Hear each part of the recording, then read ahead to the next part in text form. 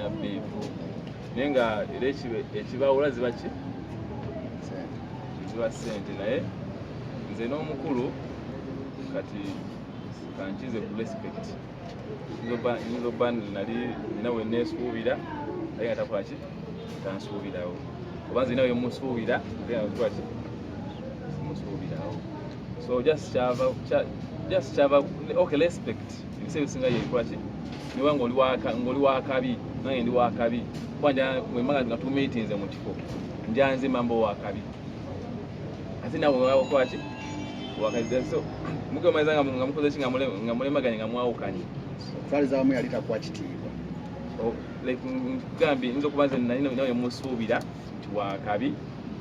okitegeera nga si wakabi oba nga amanyize ndi wakabi ate nga si wakabi respect era yaliwo wakati awo twali mu kukwataganya like omuntu ogwa respect okugata ku kibuuzo ky'ono omukulu Ryan Fango ni wali mukozi oba wagenda kuba sita ng'owerekera mu yiwe Fango nali mukozi naye nga omukozi alina brand kubanga era sijja kugamba nti Fango yenfudde sita no nze mbadde sita before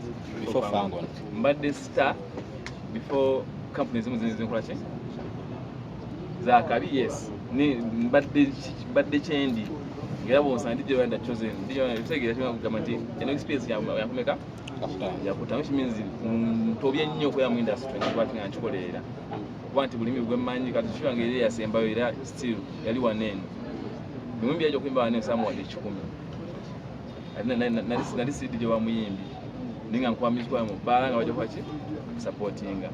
naye kati nfunyemuko obuzibu obumu nti oyo takyali ojja okuyimbirako nabakole ki omuntu amanyi oli kuki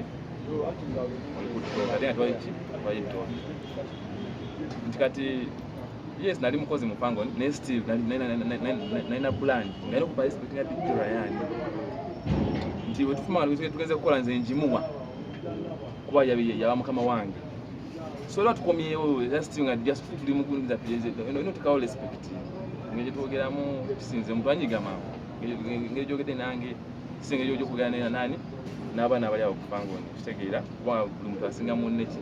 twenkanya myaka n'okunaniza mulimu gwo bali kusasula bulungi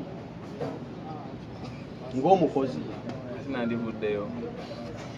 anti kati tungo tujeko ebyokuba nti bwasita byagana okukwatagana omulimu gwo nga gwo ubadde gukusasula bulungi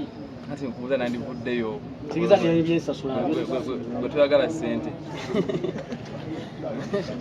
ekyakujje mu Fango ni bingi katudde ku kibuuzo ekirala